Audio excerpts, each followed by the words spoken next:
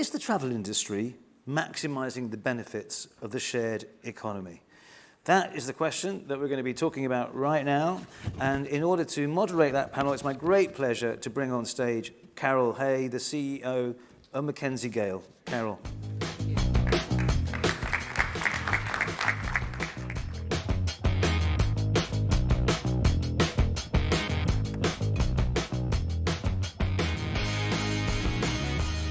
Hello, can you hear me? How's everyone? Had a good lunch? Excellent. Right, so it's all about the shared economy. And I am fortunate to have a great lineup today. So I won't have to do too much speaking. I've just got to ask the questions and rely on the experts to really share some information with you. Now, we have two of our panel members here with us, so I'll ask them to join me so I don't feel too lonely.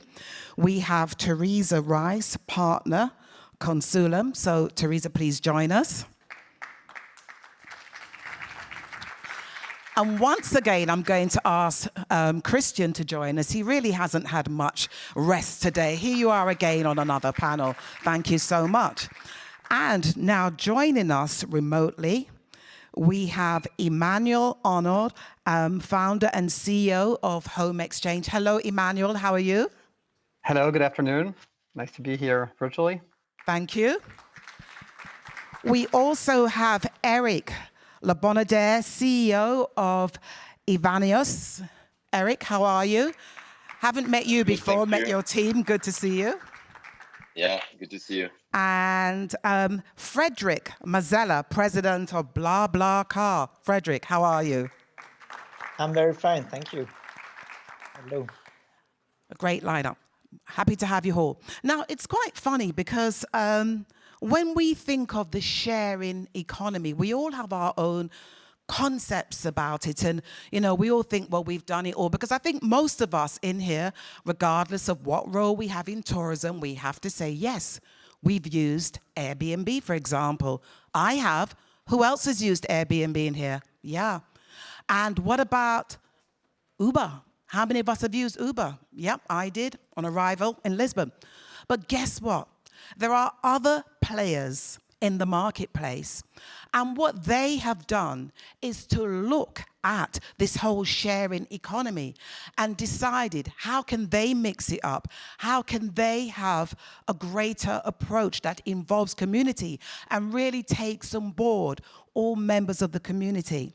So what I'd like to do first of all is to ask Emmanuel from Home Exchange to tell us, first of all, the difference between the shared economy and the gig economy. Because even I realize that I've had quite, blurred vision about it and thought everything was one on the same. But then once I started to look at your model, I realized, oh no, there's more to this. So if you can just give us, talk to us a bit about the shared economy and the gig economy, and then tell us what makes you different and why are you truly an example of the shared economy. So over to you.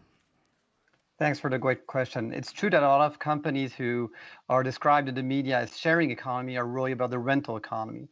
The way I see it, the sharing economy is when you have a marketplace and a transaction taking place between two individuals, and those two individuals are not trying to make a profit. So either there's no money changing hands, which is the case with Home Exchange, or if money is changing hands, it's just to recoup costs that one of the parties has incurred, as is the case with BlablaCar, where you're just trying to split the bill for the mileage that you've put on your car and the gas in the tank.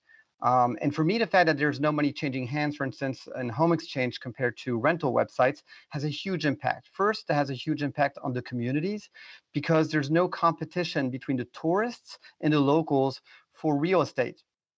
Because since no money is changing hands, nobody is investing in units, taking them away from the locals who like to live in them and transforming them into quasi-hotels.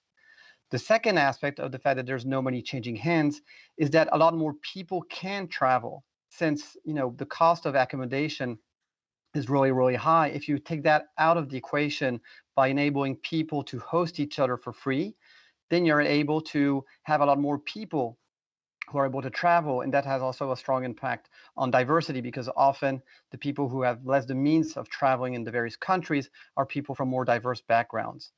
And thirdly, for me, a big difference is also the kind of interactions you have. Since you're not going to be making profit from the transaction, there's no money involved, you're going to be having a guest and you're going to welcome them as a guest. And for instance, in 20% of our home exchanges, the host will let their guests use their car, which would never happen in an Airbnb or in a rental, because you're just having a guest at home, and the guest will come and give you flowers or champagne or chocolate or whatever, depending on their culture.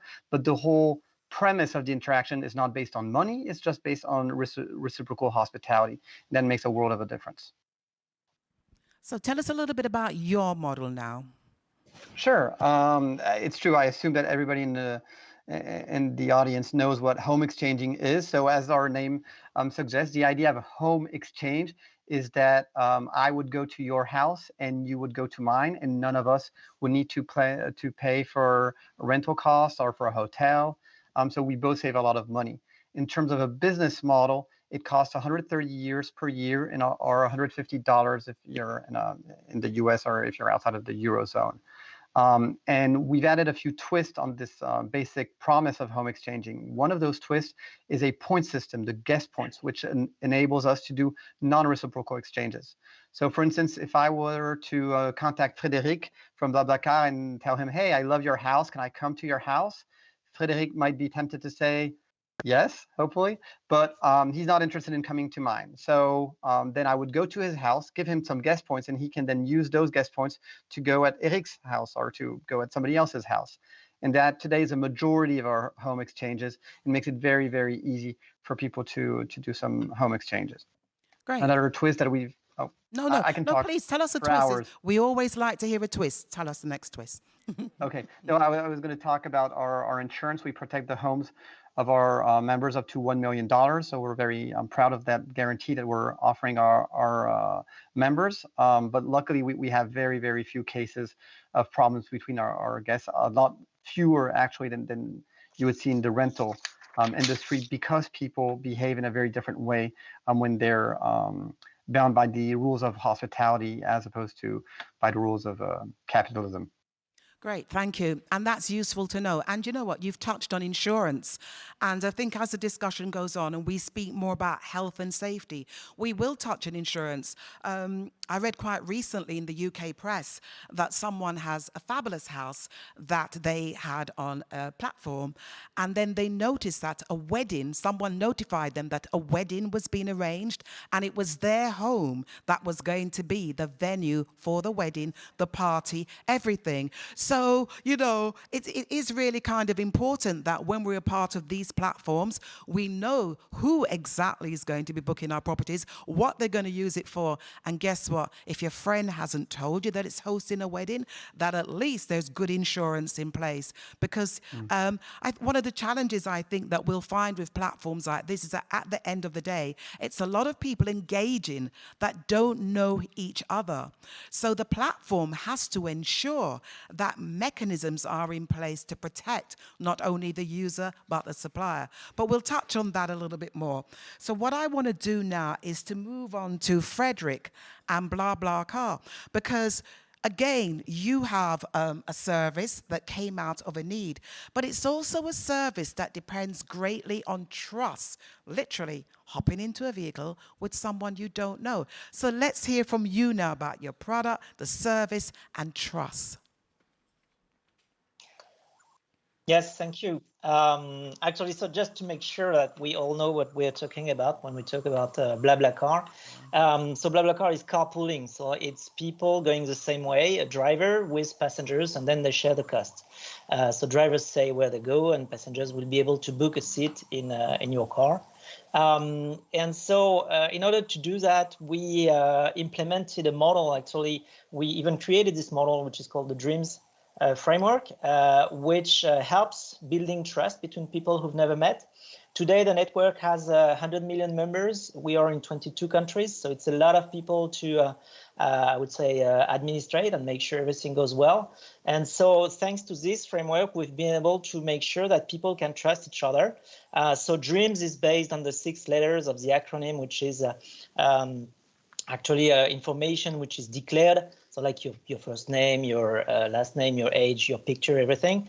The R in DREAMS is for ratings. So like information is rated. We know how did your previous experience go with other members.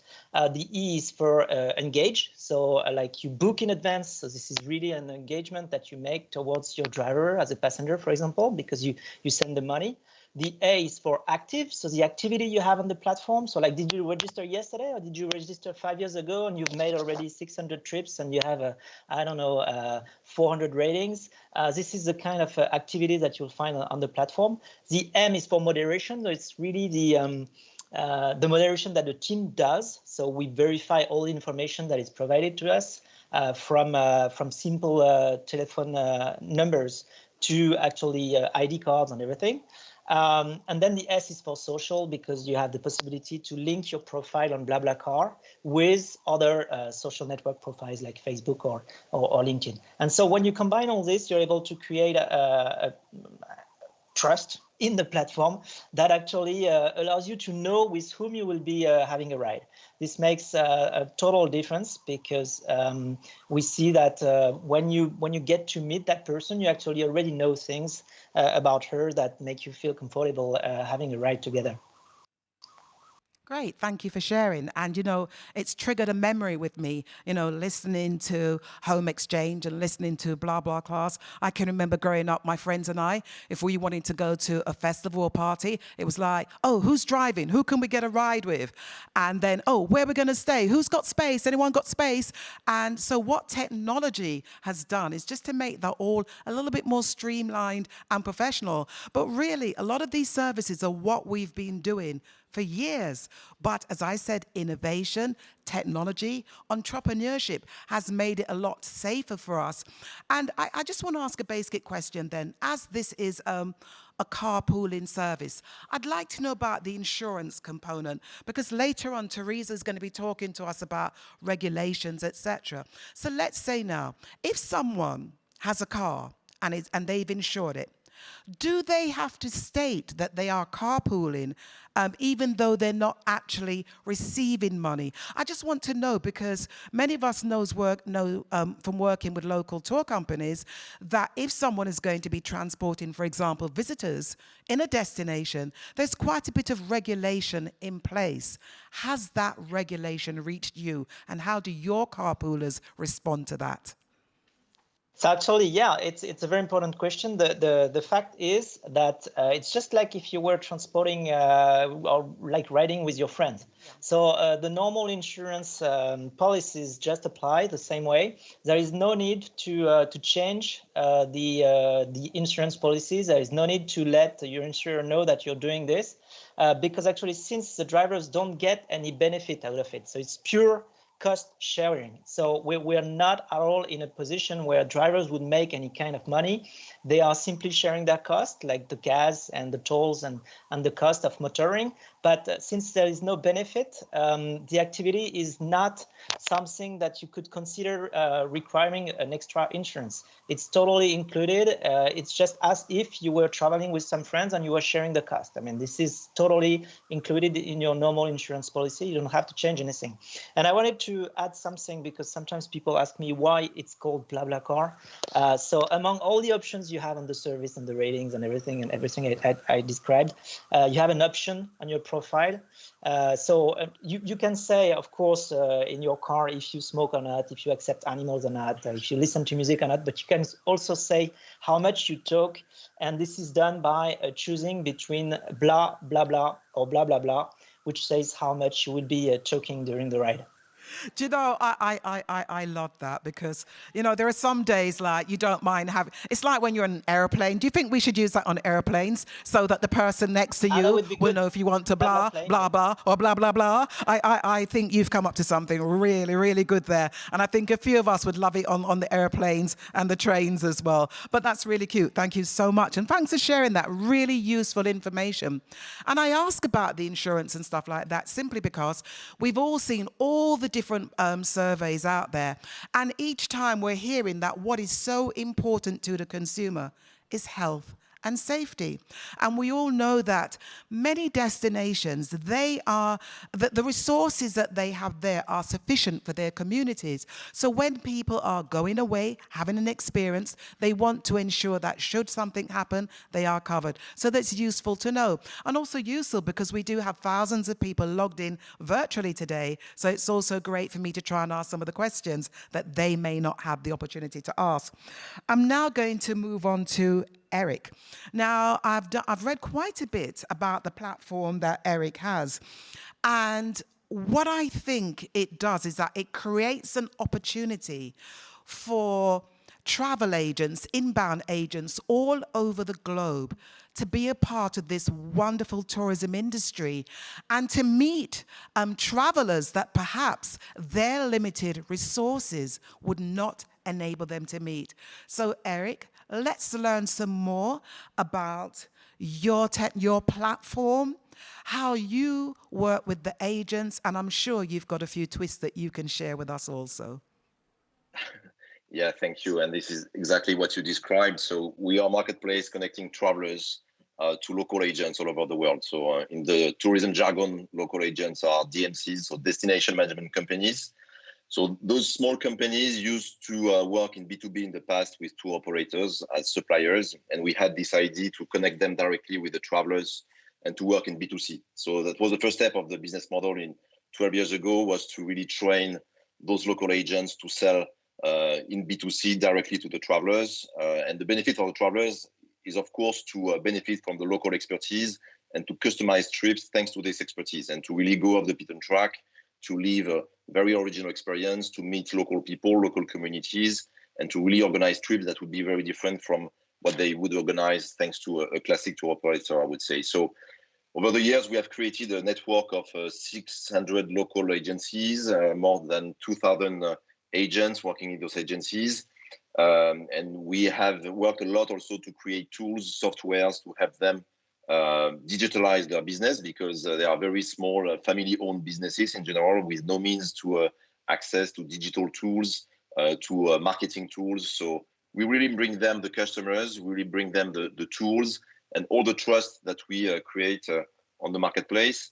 And maybe something which is important to mention first is that we are a curated marketplace. So that means that we select the local agents. So all the local agents of the world cannot work with us because we have very strong criteria, such as, the first criteria now is the ability to organize sustainable trips. So we have defined what we call the code of conduct of Evaneos, which is I would say a collection of good practices that we have seen all over the world to create positive trips for the communities in terms of financial revenues, social criteria. For example, they have to pay well and respect the laws of their countries, for the guides, for example, and of course, environmental criteria. And today we are carbon neutral because we compensate all the trips sold on the platform. And we have many local agents offering a great experience because they have real actions on the ground around sustainability. I could give you examples if you want, but this is really, and especially since last year during the COVID period, we really ask ourselves, what is our differentiation at Evaneos? Sustainability was really in our values before, but now we have a strategy which is really driven by sustainability. We have called that the Better Trip strategy. We have created a Better Trip Index, which is a way to rate the local agents regarding their actions and their ability to create sustainable trips. So it's really at the heart of everything we do now. I think we really try to participate in inventing a better way to travel, to avoid mass tourism places. And this code of conduct really help the local agents to to drive the customers to the, I would say, the most virtuous services. I'm almost finished, but one example which is important for me is that today, when people spend 100 euros in a destination, the major part of this cost of this payment ends up leaving out the destination, because the services, for most of them, they belong to foreigners, and we really want our local agents to work only with locally owned businesses, so that the money stays in the destination and benefit to the local economies. So working with the right local agents really help to drive the money to the right people. Thank you. That is really interesting and really does support communities. And you're right. Often we hear about, the flight of the dollar or the pound or the yen, but the impact is that enough of that currency is not remaining in the community. And if we don't build communities, it becomes more challenging for those communities to offer travelers the type of experience that they really want to offer. And before you go, there are 2 points I just want you to elaborate on. One is the Better Trips Index, because that will take us into, about the standards, etc. And also as well, the Better Trips Fund. I was really interested when I heard about the fund, because a lot of us say, oh, we're sustainable, we mean well, we will give to the community, but we're seeing examples here as to how financial assistance is being given to the community, but in a creative way so that they can continue to sustain their business. So please, just tell us a little bit more about that. Yeah, so about the Better Trip Index, this is something we launched just last year. So it's a scoring using the traveler feedback, some random audits also that we do, as well as commercial and operational performance indicators. So it's a way to really score each of the local agents and to favor those who work the best, I would say. So partners are really required to maintain a minimum index score, and that will be a score that will feed the B Corp certification. We are in the journey to become a B Corp. You're probably aware or familiar with this certification. So we are going to announce quite soon that we are certified. So it really helps also to put some numbers, some KPIs on all the actions that the local agents have in the destination. So the highest scoring partners are rewarded with the most advantageous partner benefits to promote continuous improvement across our network. So this is the Better Trip Index. And the Better Trip Fund is a percentage of every sale that we do, that we, on one hand, give to compensate the carbon emissions of our tours. So we are becoming carbon neutral at the moment. So it's going to be a minimum of 1 million euros per year, depending, of course, our catch up and our future growth. And also we are financing very local actions. For example, we have just one example. In Armenia, we have an agent called Jacob, and we support families in villages with tourist potential, who wants to welcome visitors in their house and help them renovate their home to accommodate homestays. We also help drivers upgrade or update their vehicle thanks to interest-free loans, for example, in Armenia. So it's just an example, and we have many actions like that on the ground. Great. And one other thing you've got, but I'll just quickly mention it. I really love the local hero program that you have. It's a way of them supporting, individuals within the community through funding, through training, and to help them with their storytelling, because we know that this tourism industry is incredibly competitive. And we often we say tourism is a business. And for business and for tourism to be sustainable in these communities, we have to work with the stakeholders to have that commercial mind, that business mind, because no matter how much we love tourism, if we don't give the communities the skills to stay in business, it's not sustainable. So, the program that you have really has shown that you have a platform that helps agents who may not normally reach that distribution network. And I noticed as well that one way to ensure that you have the standards is with the Better Trips Index, because I was going to ask you, how do you get synergy when you have agents all over the globe? But you've shown with your index that there are ways in which you can create that sense of community. So since I don't do PR for you, I shall move on. But it really was, it's just such a great platform, and I felt it was worth speaking about. So what we're going to do now is that we're going to move on to Theresa. Now, Theresa has an extensive background. She's worked with governments all over the globe, and she really can give us some ideas, some best practices about the regulations that are around right now, what's trending, and how not only the platforms that we've spoken to today, but some of the entrepreneurs out there listening to this session, they can understand what it takes to actually get into this business, and if they're sharing, really share. So, Theresa. Sure, thank you so much. I think it's important to keep in mind that the sharing economy is very difficult to regulate. The tourism industry is very decentralized. There are many government dependencies that would oversee their operations, from health to labor, to real estate, so different government departments at different levels of government. It really makes regulating the industry very difficult. You have countries really on both ends of the spectrum. You have certain countries that are highly regulated, and they're really forcing the shared economy companies to kind of operate in the dark because it's really too complicated for them to be incorporated into the formal economy. You have other countries that are much more liberal in their regulations. Their philosophy is, we should keep our hands off. We want to support innovation. We want to support business creation. And only if we see that these companies are doing some sort of harm will we step in and try to regulate. But I think what's exciting about the shared economy for many governments is that they're really offering product that some countries would find it very difficult to develop. If you have, an emerging country that maybe wants to deseasonalize, wants to bring tourists to different parts of the country, but doesn't really have the infrastructure, when you have home share, when you have the opportunity to eat with a family or go on a tour with a local, that's really the only infrastructure you need to have a tourism product. And so that's, I think that's what makes the sharing economy so exciting for governments.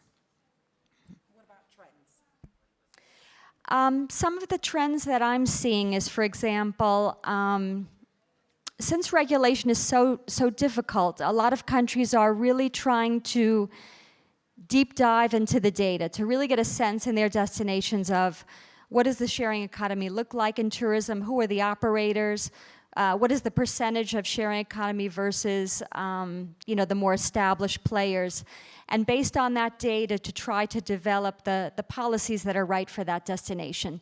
To be able to do that, you have certain entities like the EU who have developed task forces, bringing stakeholders together, different stakeholders together, from consumers to residents to local government officials, to really discuss what the regulation should be like. You have other trends, for example, where governments are actively involved in the sharing economy with tourism. For example, Seoul in Korea has really tried to position itself as the sharing city, and it has not only incentivized but actually financed and otherwise supported a lot of sharing economy companies, among them tours and other experiences, transportation, and gastronomy. So, Korea's been really actively involved in developing the shared economy because it wants to position itself in that area. Thank you so much. So, Christian, we've been speaking all about transforming tourism. We want your thoughts on what role will the shared economy play in the transformation of tourism over the next 5 years? I don't know, no, over the next 5 years. I've just considered that it should be very nice and very inspiring idea to put this session right now before we deliver the Action Acts, because all these persons, well, they are French. I'm proud of them, and it proves that France can be innovative sometimes. We are not so arrogant. We can be also innovative. Anyway, and they disrupt the market. They disrupt a market that have been disrupted by others previously, with their own hand, without any concern. And they tried and then succeed. And I wanted to show that we can disrupt the market with the new scheme, even if it has been disrupted previously. That's the first thing. And the second thing is that for the announcement of this forum, I've said we want to think local and act global. How can we do that? Think global, it's easy. Each of us, we can think local. But act global, when we have thought local, it's more difficult. And these three solutions permit to think local and act global at the same time with a very efficient technology. And that's not a question of technology. That's a question of how can they have been as smart as they are to imagine that what we are doing, all of us, every day, we can provide it to all of us, but all over the world. And that's certainly something we have to think about. So there is no way of thinking that nobody can achieve a new can achieve and can find out new schemes. It's their proof it's okay. They have proved that they can do it, and I think that all of us can do it. And that's the spirit of Evora. The spirit of Evora is we can do it. Thank you so much. All right, so goodness, time does fly quickly. So I'm going to have to start wrapping up. And I think what I would like to ask the three gentlemen joining us virtually, over the last 2 years, we have all learned a lot of lessons. Quick reflection, what have you learned over the past 2 years? And how will this shape your vision for the next 5 years looking at this shared economy? So let us start with, we'll start with Éric. What I've learned. I think we have learned a lot from our customers. Probably, as you can imagine, our business almost stopped during 1 year and a half because we depend a lot on mid and long-term destinations. So we have spent this time to really talk with our customers and to understand what is important for them. And of course, health, safety, insurance is an important topic. But the second thing is clearly that they said in the future that they will travel probably less, but better. Yeah. So for me, and what is important for me in the future is the question is not if people will continue traveling or not. They will continue traveling. The question is not where, but how. So, and this is clearly the strategy we want to implement at Evaneos, is to help people change the way they travel anywhere they go. Great, thank you so much. Let's hear from Emmanuel. Well, we've learned many lessons, both as a company on how to work remotely, how to adapt and be very flexible. I mean, we operate in 187 countries, and these countries keep on, implementing new regulations. And one day you can do business, and then the next day you can't. So it's been, I think, for us, as for many people around the world, a lot of learnings around how to be a lot more agile. But I think what I'll take away from it all personally is the importance of travel per se, and the importance of spending quality time with your family, not locked down, becoming crazy, managing your job and trying to be remote with the kids. Many people talk about travel revenge. about the need for fresh air and the need to travel even more to some extent.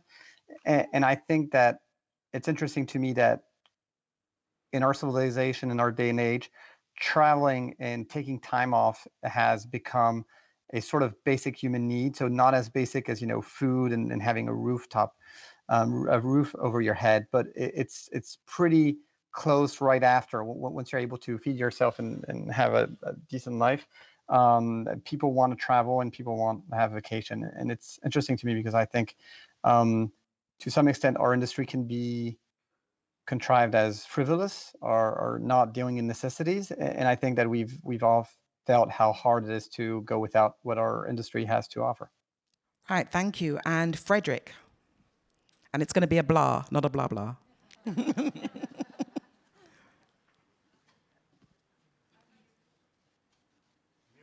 You're muted.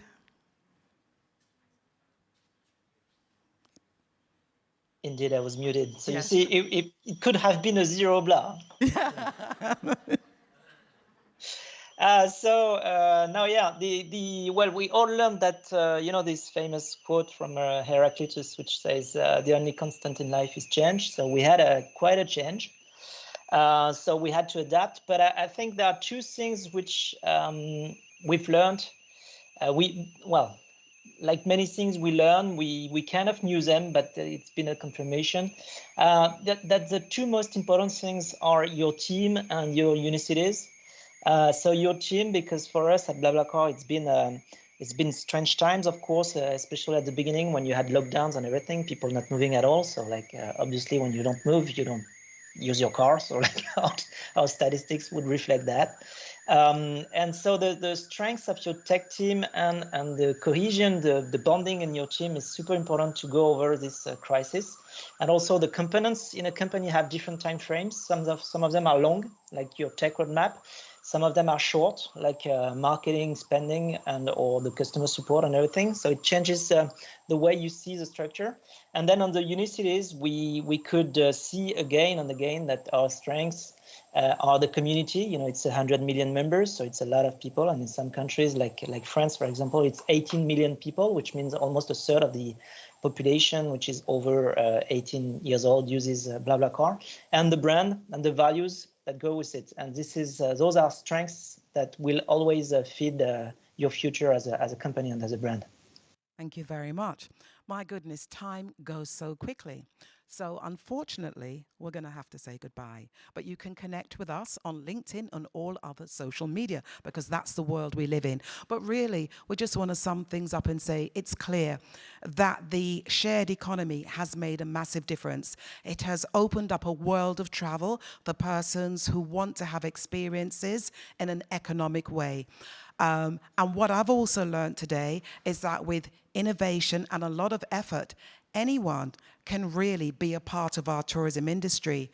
Of course, there are regulations that need to be adhered to. And it's important if you're in this business and if you're in this business seriously, you find out about the framework within which to operate. So whether it's a large idea, a micro entrepreneur, it's really important. And for those who are joining us virtually and want to know more about the shared economy, go onto these platforms, look at what they're offering, see how you can be a part of it and contact with them. I'm so sorry that we don't have any more time, but I just want to thank my panel for all their input today and wish you all a wonderful evening. Thank you all very much, and thank you.